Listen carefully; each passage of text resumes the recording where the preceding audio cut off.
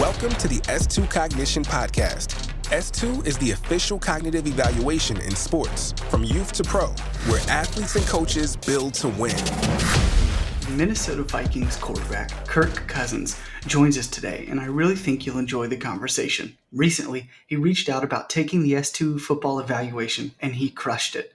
In our conversation, we discussed the hardest hit he's ever taken, how our evaluation helped him affirm things about himself, and gave him new insights and confidence with the processes he scored well in. We also get into the differences in processing pre-snap versus post-snap, and the best one-liner he's ever heard from a defensive player. Kirk was very generous with his time, and we are extremely grateful to bring you that interview on the S2 Cognition podcast next.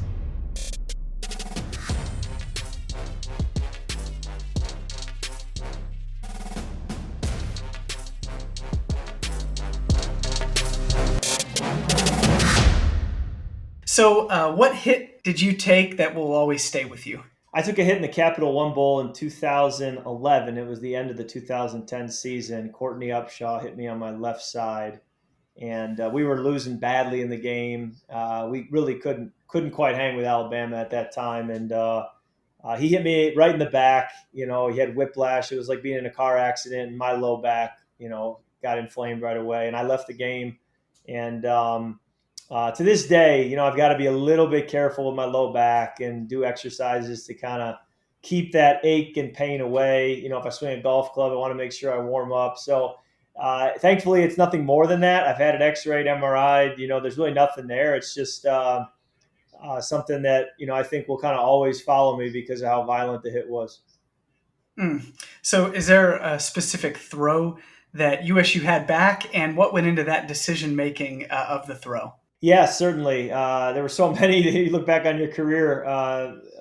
I think the one that stands out the most would be the end of the 2016 season. We were playing at home in Washington, and if we won, we went to the playoffs, and we got the ball back with less than 2 minutes left. And, it's really a quarterback's dream to go down in a 2-minute drill and win the game. And in that case, if you win the game, you go to the playoffs. And got two-man. I stepped up in the pocket, threw a ball a little bit behind Pierre Garçon, and it got intercepted. And it's a throw I've made many, many times, made it against that coverage to Pierre.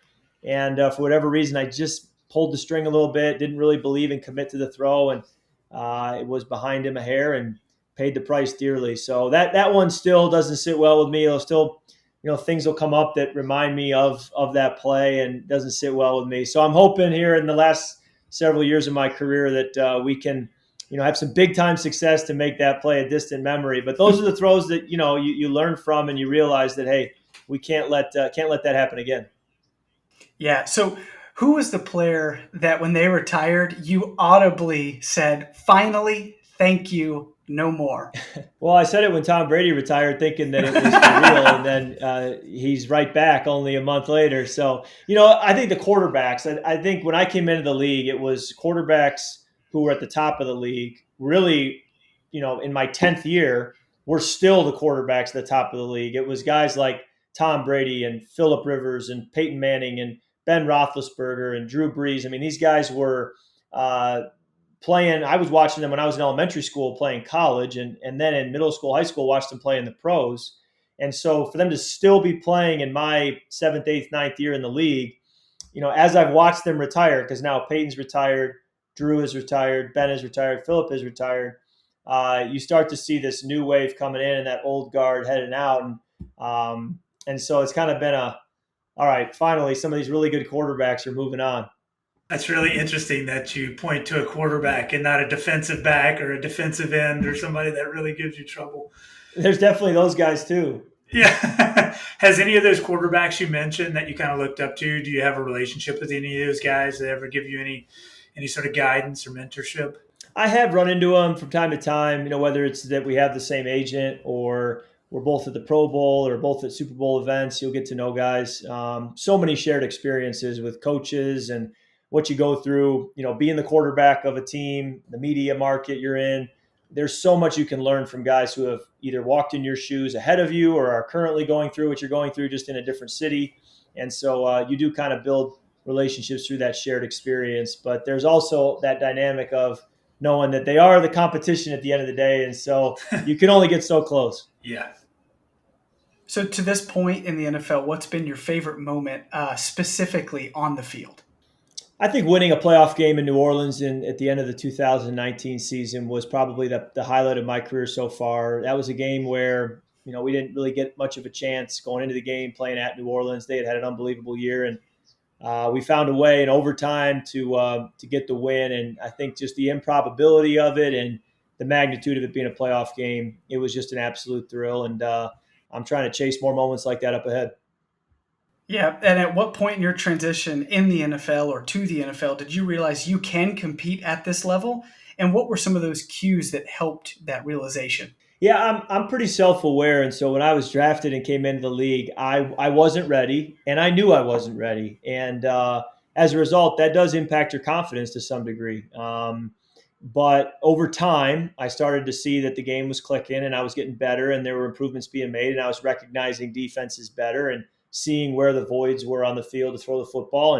And for me, I do think it was about halfway through my fourth season that not only had I sort of caught up to what I needed to be to have success, but the breaks started falling my way too. And I think there were moments prior to that where I was showing flashes where it was, boy, he played really well for that game or for that quarter or on that throw. He did some really good stuff, but I was having a harder time putting it together over a much longer stretch of, 5, 6, 7 games. And so I think really my fourth season was when I realized, okay, I can do this not only for a game or two, I can do this for a season and for a career. And, fortunately I've been able to kind of stay pretty consistent ever since that year when it started to really click.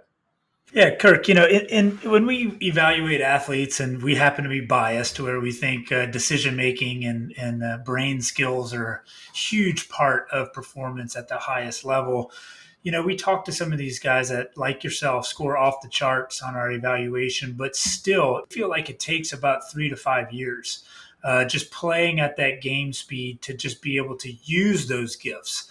I think it's really interesting to hear players at your level talk about the process of those first 3 to 5 years. Like, what's going on there? Where do you feel like it clicks? How does that happen for you?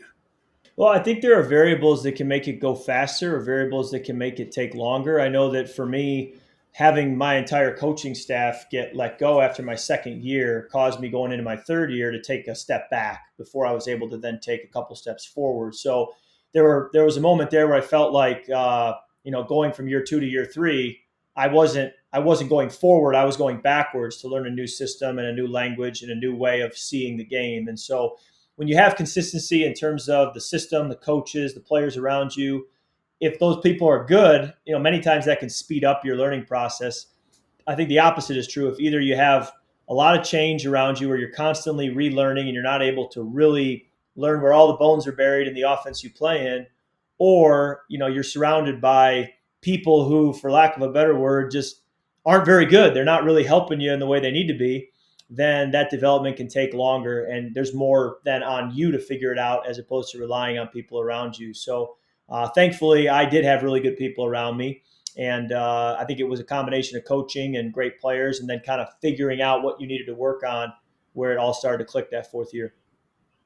Naturally, as a player goes right from high school to college to pro, you hear the speed of the game intensifies, it gets faster, the game is changing. What do you feel like helped you in that transition from strictly a decision-making process? I think simplifying, being able to take that, which is complex, which I think the NFL game is far more complex than college was, and college is far more complex than high school. So as the complexity grew, being able to study it, learn it in an organized fashion so that the complex feels simple, so that when you go to the line of scrimmage, you don't feel like your head swimming. You don't think about all the coverages they could play or all the blitzes they could give or all the plays you could run, but really organizing it in your mind so that hey, in this situation, there's only so many coverages they're going to play. There's only so many blitzes they're going to bring, and there's only so many plays we're going to run. And so being able to compartmentalize all the information that and organize it such that you're aware of when it's going to be relevant, I think that really helped me in my preparation and then as my mind goes through the actual play of a game. You took the S2 evaluation for football to learn about your unique split-second decision skills. How did that evaluation capture your split-second decisions and speed of the game? Well, I was fascinated when I heard about what is tested with S2 Cognition's 8 different tests. I felt like as I went through my pro career and watched so many draft picks not pan out and watched so many players who were undrafted go on to Pro Bowl level success, I knew, and I watched it happen in college as well, there's a lot more to having success than the stuff they're testing, the 40-yard dash and the shuttle and the bench press and what you can see, your height, weight, speed. Everybody can see that, but that's really not what's separating great players. And yet the things that are separating great players, you can you can name the trait, but you don't really have a way to measure it objectively.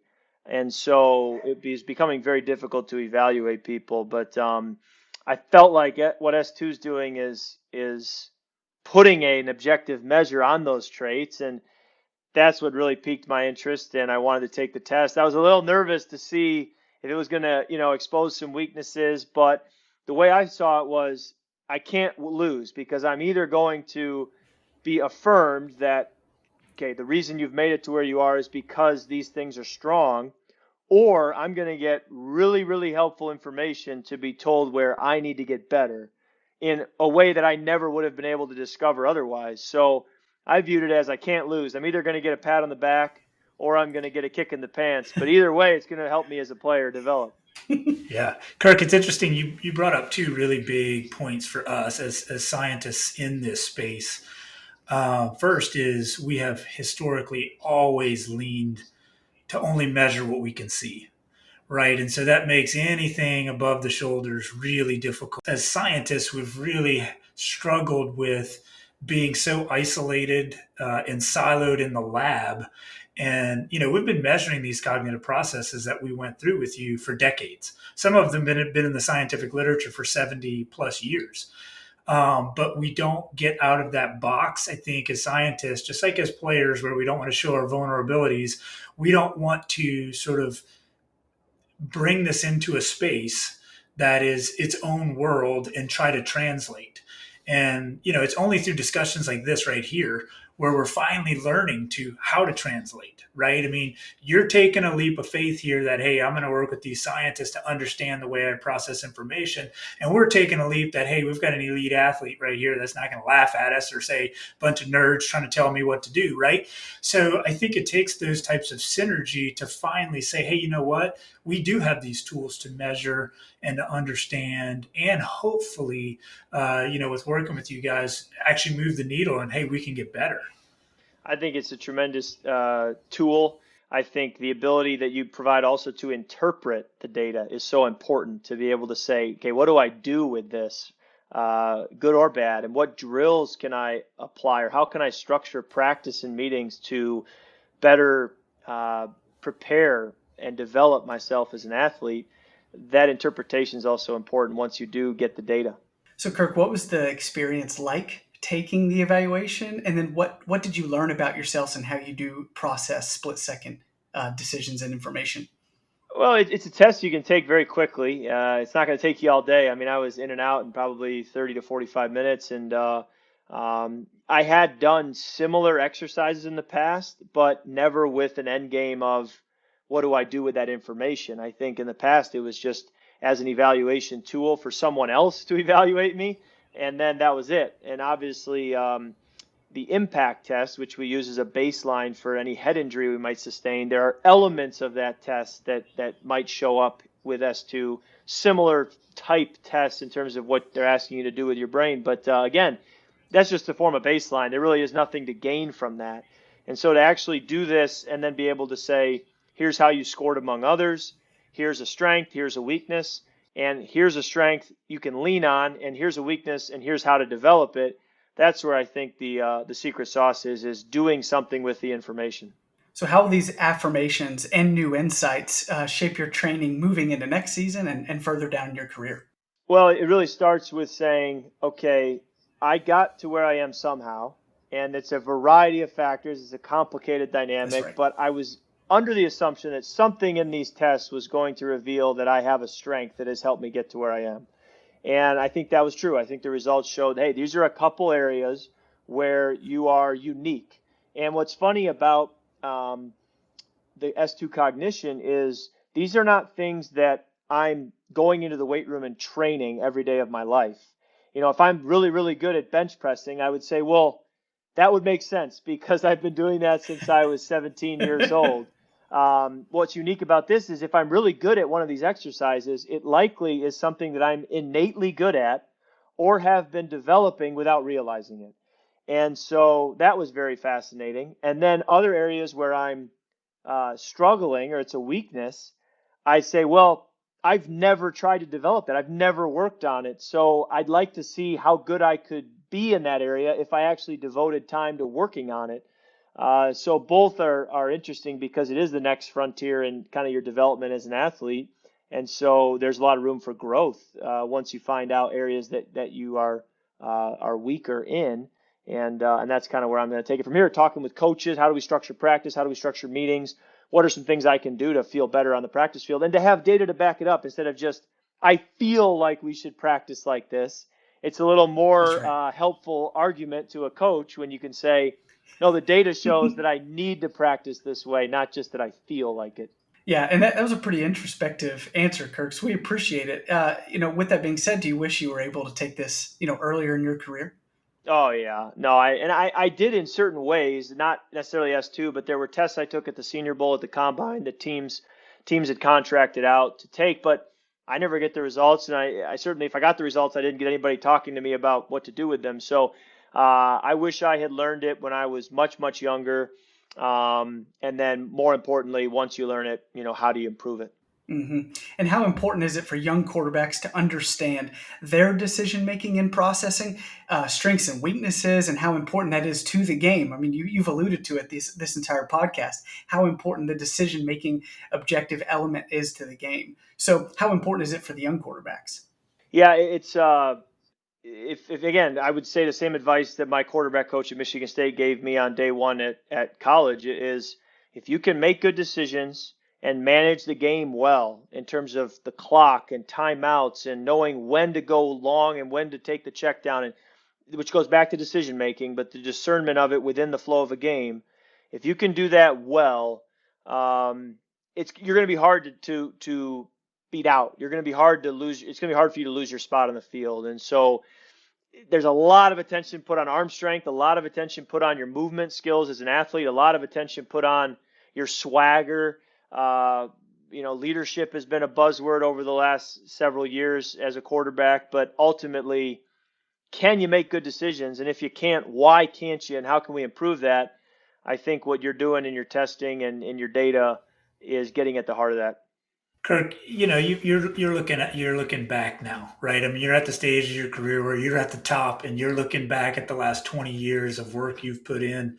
And we are talking about youth development, and I think in sport in general, not just football, we've seen a lot of advances in youth sports. Where do you think that, in this, I'm not looking at a particular person or a particular coach or anything like that, but where do you think that we should be changing development in the youth space? And let's narrow it down to quarterbacks. What do you think that we could be doing differently to help the quarter? I mean, obviously it's a huge skill position. Obviously, even at the NFL level, all 32 teams, haven't identified, hey, this is it. What do you think we can be doing differently? Well, I have two young boys, a 4.5-year-old and a 3-year-old. So I am right now asking these questions about long-term athlete development. Where do you start? What's the end game? How do you get there? And the fact that I'm kind of on the other side of it as, going into my 11th year in pro football, and I'm raising two boys who are in the very beginnings of, going to karate class and going to little tennis lessons and kicking the soccer ball around at the very beginning. And I'm kind of saying, okay, I'm at the end, they're at the beginning. What does that process look like to go from start to finish? Those are the questions I'm asking of people, and it's fascinating. But I know with my boys, the last thing I want to do is kind of lock them into a very specific way of doing something. So we go out in the driveway, we hit the tennis ball. I want to make sure they're hitting left-handed, right-handed, that they're whatever feels good to them, that they're trying, that they're getting experience with different styles, different ways of doing it, rather than say you have to hit this way with this grip all the time. I like kind of giving a wide range of experiences that they can kind of take in to develop their nervous system and their skill set. And then same with the sports and activities they do. But then as you get more specific to quarterbacking, again, I think that, if someone's struggling with their decision making, you got to look at the why behind it. And, how's their vision? How's their processing? Is there a drill we can do to simulate the game more? I've often been frustrated with how many times a player is evaluated, even to the level of a pro day or a combine, where they're just throwing on air in shorts and a t-shirt to wide open receivers. That's just not football. I mean, it's a great tool to get some sense of how they spin the football, but you're scratching the surface as to what you're actually going to be asking him to do on a Sunday afternoon down the road. So the inability to simulate 11 on 11 full speed with pads on, the inability to simulate that easily makes evaluation very difficult, because the way they evaluate, and really the only way they know to evaluate, is just so far from what you actually are asking the quarterback to do on a Sunday in the fall.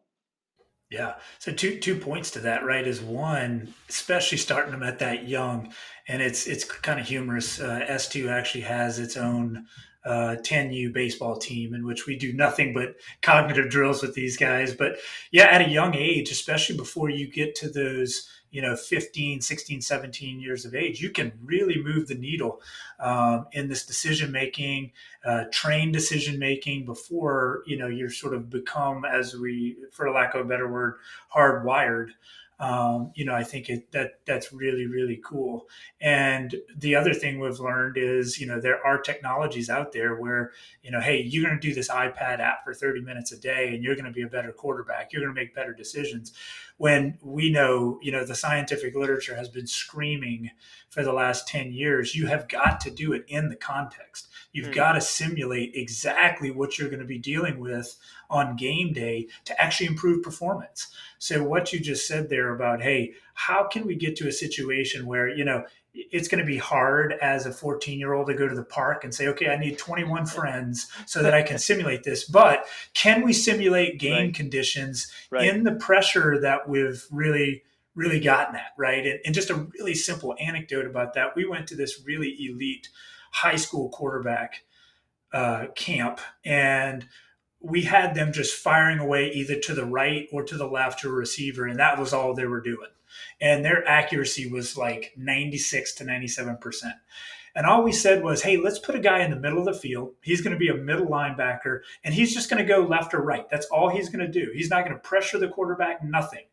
There's no threat of a hit or an interception or anything. Accuracy took a huge nosedive just by having that guy in the middle of the field going left or right. And then we decided, okay, well, let's put a lineman in there that's going to rush and not hit the quarterback. You don't have to worry about getting hit or anything. Just make the throw. And sure enough, now just with two guys on the field, those distracting elements, accuracy was like mid-60s back. So just simulating those environments is really, really key to the development. I found having command as a quarterback of the playbook has enabled me to play more comfortably in traits that you think shouldn't affect it. So, for example, this spring, we're learning a whole new system.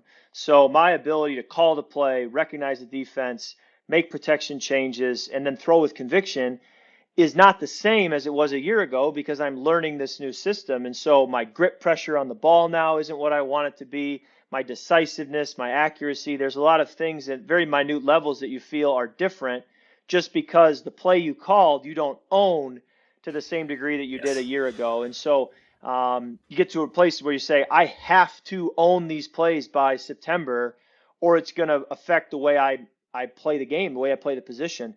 And so the down the line impact of mentally not owning what your material is can be very significant. Well, with an instinctive learning score like you have, Kirk, I would put all the faith in the world that you're gonna pick it up and do just fine. That's right. Can you describe the difference? I'm glad you went there of processing and decision making and thinking. Pre-snap, what a quarterback has to do, obviously, with all these new terms and getting everyone in the right position, versus post-snap when everything speeds up and things go faster, and now you have distractions and you got to stare down the barrel of a gun, they say. And can you allude to the different process that is pre and post-snap? There is a lot of information processing. Certainly, when you have a play clock and you have substitutions and you have a play come in, and then you've got to communicate that to the team. And then when you break the huddle, you're looking again at the play clock, and you got to send a motion or a shift, and you have pre-snap decision making based on coverage and front and pressure, and then certainly the footwork. You have the fixed pieces of the play. No matter what defense they play, your drop is going to be the same footwork. The progression might be the exact same regardless of the coverage they play. So you have these fixed elements to the play, and then you have these things that are going to change post-snap of, based on our protection, do we have an issue or are we picked up? And based on the coverage post-snap, is it the same as it was pre-snap or did it change? And was there a man or a zone indicator pre-snap that tells you if you're getting match coverage or if it's going to be zone coverage where they're reading your eyes? And is the receiver going the depth that the paper says he should go to, or did he change his depth because he got held up at the line of scrimmage? And so you have all this visual feedback coming at you that says, okay, the throw was supposed to be at 16 yards, but he's at 12. And if he's at 12, is that still the right throw, or now do I need to change my process? And many of these things are instinctive. Many of these things you've trained, and you just, after the fact, you watch the film and they say, why did you say no to that player and throw to someone else? And you say, I don't know. I just felt it. I don't know.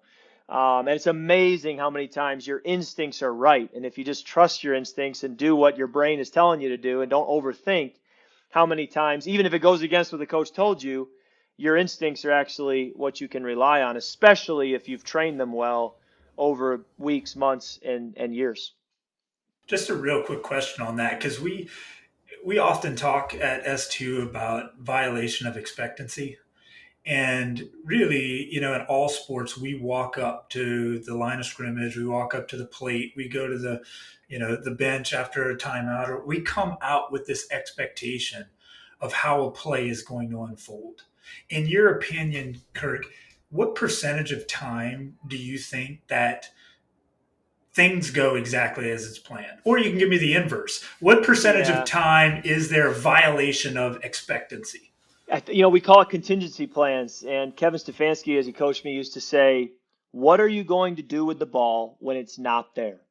In other words, when the guy's not open, when the plan we drew up isn't there, what's your plan? And he said, really, the way you separate yourself as a quarterback at the pro level is what you do when it's not there.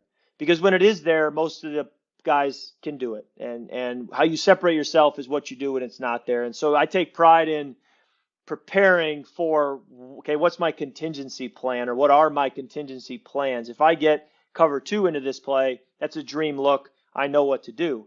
If I get cover 3, what am I doing? If I get all out blitz, what am I doing? If I get quarters, what am I doing? Those are the moments where you can really separate yourself. And the reality is that many, many times you call a play and you get the dream look. But many, many times you call the play and it's nothing like you expected. And you can go through the first 15 plays of a game because coaches script those plays. And so that's a great test for, hey, we scripted these plays because we had a thought process on what would happen. We can go back and look at how many times did what you think would happen.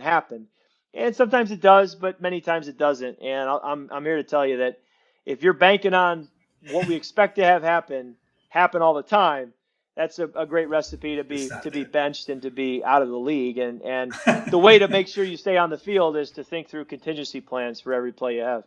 Yeah, it's interesting, right? One of the greatest areas you excelled in was the improvisation piece of this task. How important is it, right? When stuff is not, the looks you're looking and deciding on are not there, and now you got to break the pocket, extend the play, make those contingency plan plays. How comfortable are you, and how important is it at that level? Well, that was interesting to get that feedback, because there have been times where I've wondered just how natural is that for me. And I think if anything, it's given me a bit of a green light to not allow X's and O's on a paper or a coach's desires for how the play should look to stop me from leaning into that innate skill of improvising and going and making something happen and just playing a little bit by feel, which largely I think is how you get to where you are as a quarterback is because some of it is instinctive to you and it comes naturally. So I'm going to try to lean into that a little more. And I think the data, the objective data, is kind of giving me a shot in the arm to say this isn't just something I want to try or I feel like looking into. This is something that may actually be a trait of mine, an asset of mine objectively. And if so, let's go put that to use more.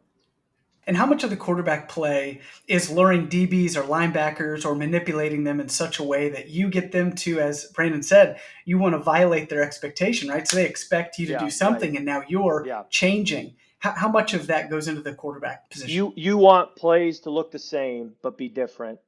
And you want plays that will look to the defense that they're different, but really they're just the same play for us. So you always want to confuse and keep the defense guessing, keep them on their toes, not know what's coming next, and preferably do that with as simple of an offense and as simple of a plan as possible. And so you want that illusion of complexity where the actual substance is filled with simplicity.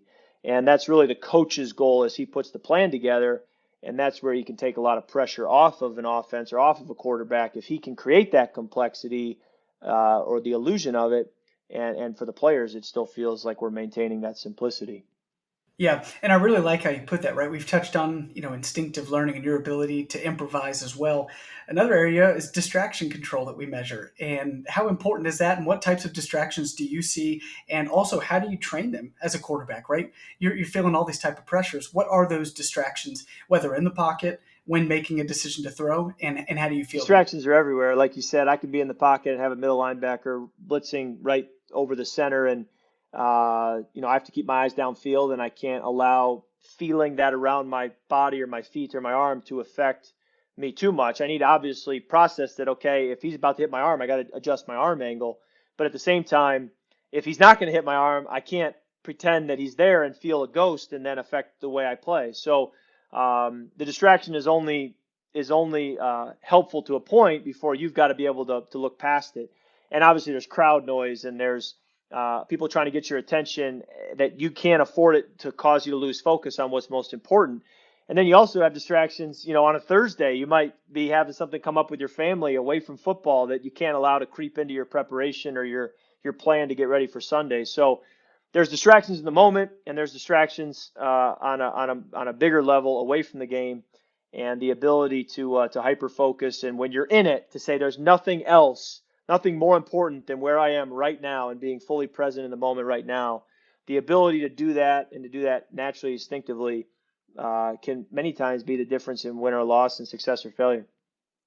Yeah, that's a real great point, because I think it does highlight the overlap between what we measure, which is, your brain's ability to think and make decisions rapidly, with also the psychological or mental piece, right? And what you said, it's great. You touched on them all, right? As a quarterback, you're going to have the visual distraction of hands in your face, pocket collapsing. You're going to have auditory, you're hearing footsteps, guys yelling, crowd noise. You're going to have the tactile. People are going to be grabbing your jersey, hitting your feet, whatever.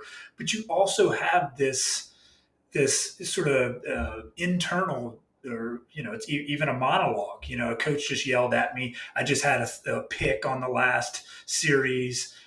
Just one of my boys fell off his bike this week. All of that also, people don't really understand or appreciate.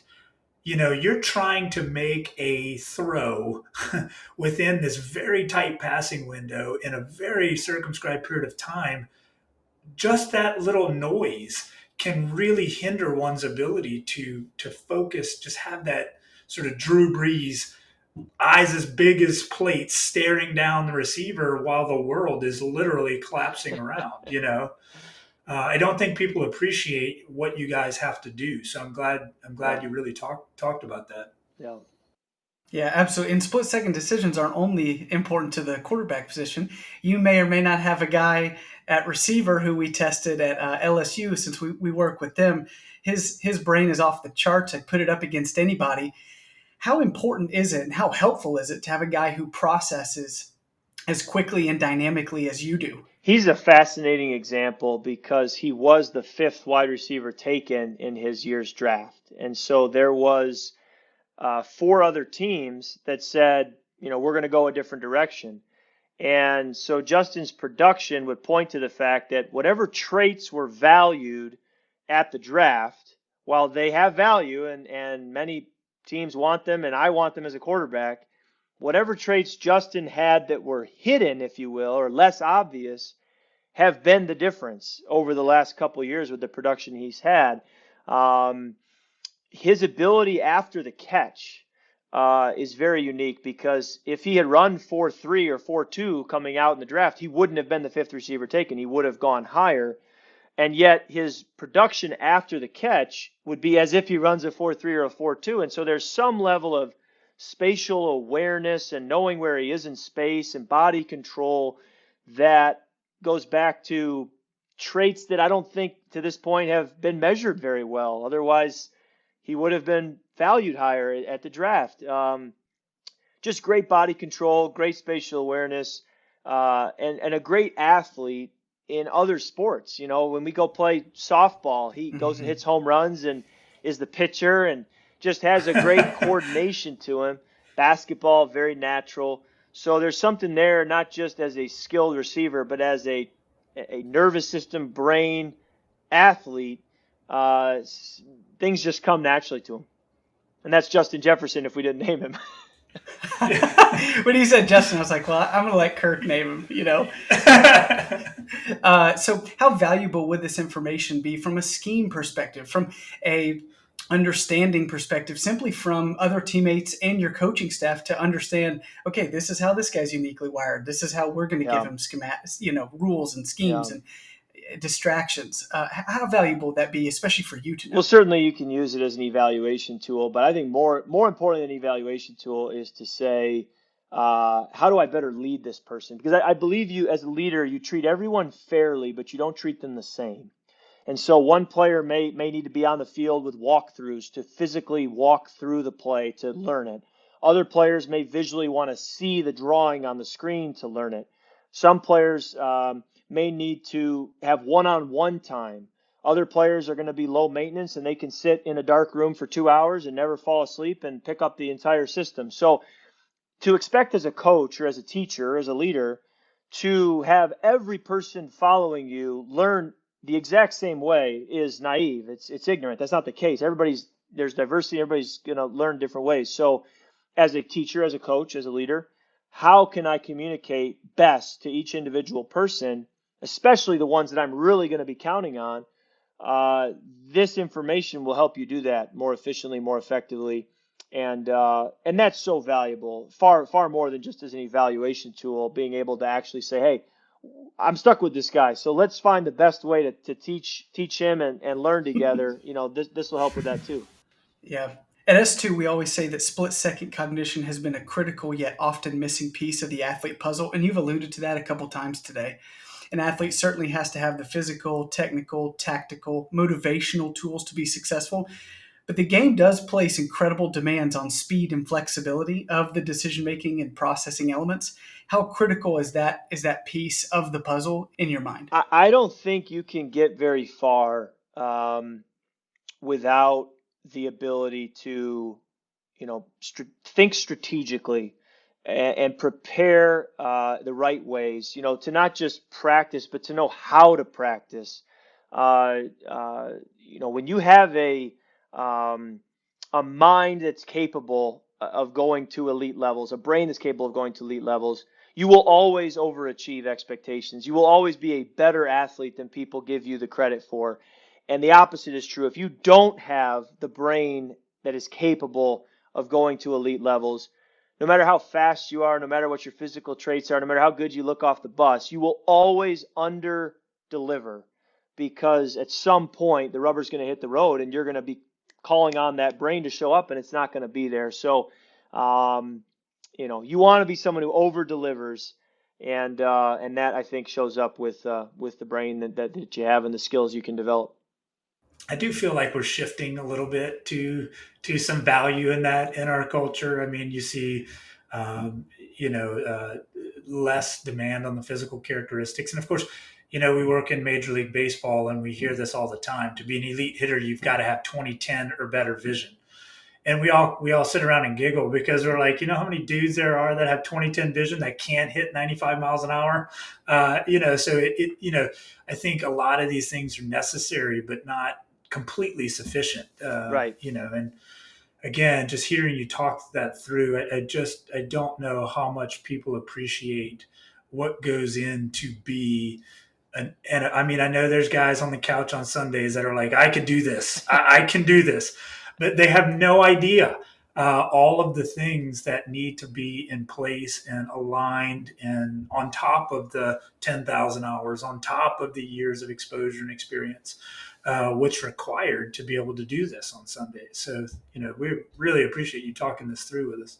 Absolutely. No, I'm fascinated by it as well. I think when I'm done playing, I'd love the chance to evaluate the future talent and see just how good I could be at understanding, who's going to go on to success and who's not. And, I think the more I can learn about that space too, the more it's going to help me in my development. So I'm excited about this next frontier. That's exactly what I think it is. And, I want to tap into it ahead of other people to hopefully gain an advantage. We appreciate that, Kirk. We're going to get into what most people find is the most fun part of the podcast, but we're just going to ask you 3 random and funny questions and just be as forthright as possible. Are you ready to roll? Ready to roll. All right, man. So what is the worst thing you've ever eaten before and after a game?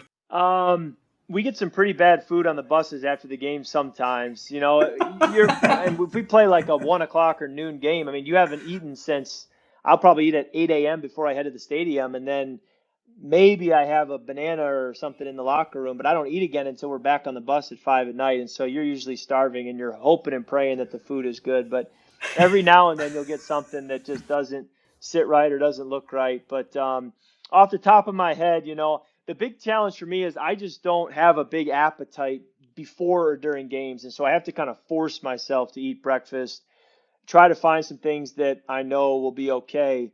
But I know that, third, fourth quarter, sometimes I'm really hungry, but I can't eat. If I eat, I won't feel right. And so managing that has always kind of been something that I'm trying to figure out as a challenge, even after all these years. What's the best one-liner from a defensive player who sacked you? The one I hear is you like that, right? I mean, when I get sacked, when I get tackled, if they're smart, they'll just say, you like that, and head out.